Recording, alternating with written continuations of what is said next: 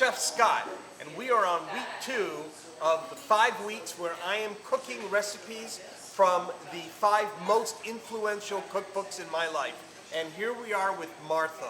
Listen, 1983, it was my first job as a chef of both a cafe and a catering company. And thank you, Martha, because you changed not only the lives of millions of people who wanted to entertain even on a small scale, but professionally you changed my life forever. Speaking of buying into the fantasy of a cookbook, Martha, we all knew that there was no way we were going to be married to an ambassador and live in a gorgeous home and have all the perfect serving platters. It was just never going to happen.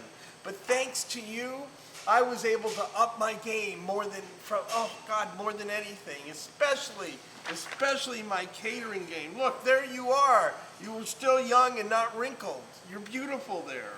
And anyway, there's very little in this book I have not tried at one time or another. So it was very hard for me to pick a recipe, and then I realized that there could only be one recipe. Martha Stewart, although since then there have been many fabulous, fabulous recipes for banana bread, I have made your banana bread hundreds of times and thousands of loaves. And I can't not pay tribute to it now. So here we go. It's really just 3 simple steps. The first step, very traditional. You take a stick of butter, unsalted, and put it into your electric mixer. The second step is to take a cup of sugar and add it. That's the first step. We're still on the first step. Cream your butter and sugar.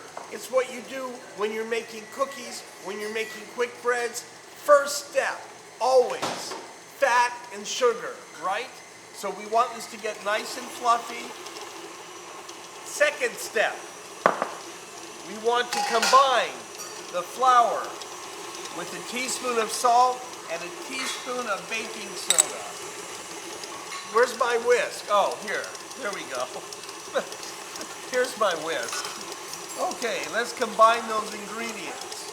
And then finally, the third step, combine about a cup of mashed banana. And 1 cup is close to 2 bananas. That should work for you. So let's mash them.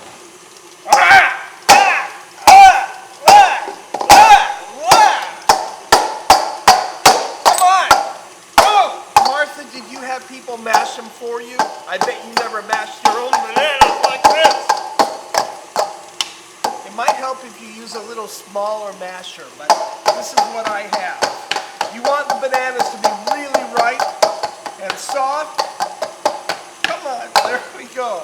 Okay, go ahead and add in a half a cup of sour cream. Where is all my equipment?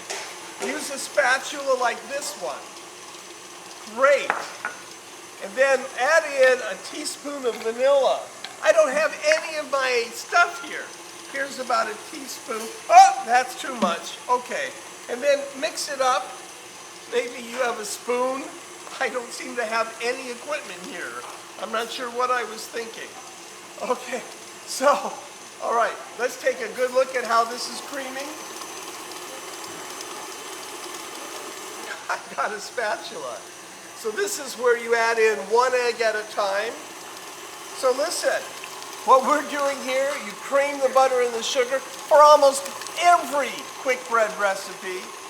And then you add the eggs 1 at a time, let them get well absorbed. Eggs and butter should always be room temperature. Let's put in our second egg and let this go for a moment till it's nice and absorbed. You got me? I bet you do. Then, now this is strange. This is where Martha screws with my mind.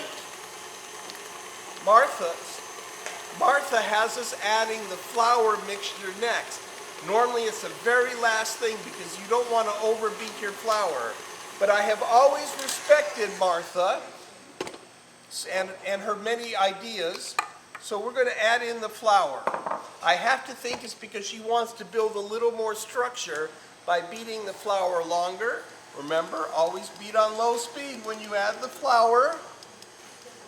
Now, also, Martha wants you to put nuts in her banana bread. I don't put nuts in any bread. So there. All right. So look, we have a nice batter now. Let's stop it for a moment. Add in the sour cream, vanilla, and banana. There we go.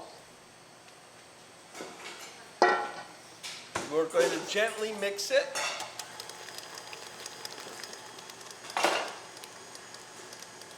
And let's see. Okay.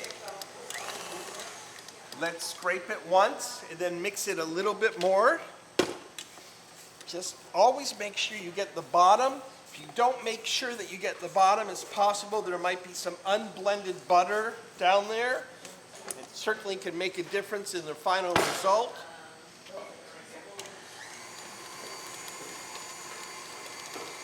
And this is done. Martha, look how easy you made this for us. Is that spectacular? So what you should do at this point is take a sprayed loaf pan, line it with a piece of paper. Gosh.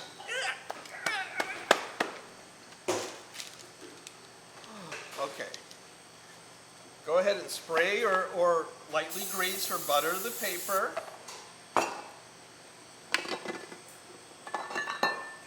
And then this goes in just like that. By the way, I multiply this recipe and I will make 8 of these, 9 of these at a time. It's just works out perfectly every time. It's the sour cream, of course, that makes the difference. I have seen many other people saying that they have the world's best banana bread and so forth, but I gotta say this has been consistent for me for 36 years. And so let's see what it looks like when it comes from the oven. I'll be right back. So we have the banana bread baked and out of the oven. Let's see. Take a look. It's really just lovely. I love it. I just love it. This is dense enough where you can cut it thin. You can cut it thick. It's just fabulous. And you know what I found out? One day my students completely fucked up. Yes, you can keep that in, James. Completely fucked up my banana bread. So we mashed it up and mixed it with eggs and cream, and we made a banana bread pudding, and it was outrageous. So if you ever screw it up, you can do that. Anyway, I think that's it for today. Thanks, Martha. Well, the banana bread looks fabulous. Let's turn it out. This is exactly what you want your Martha Stewart banana bread to look like. By the way, sometimes I make my own granola, and because I don't like walnuts in bread, I mix the granola in with this, and it's just so special.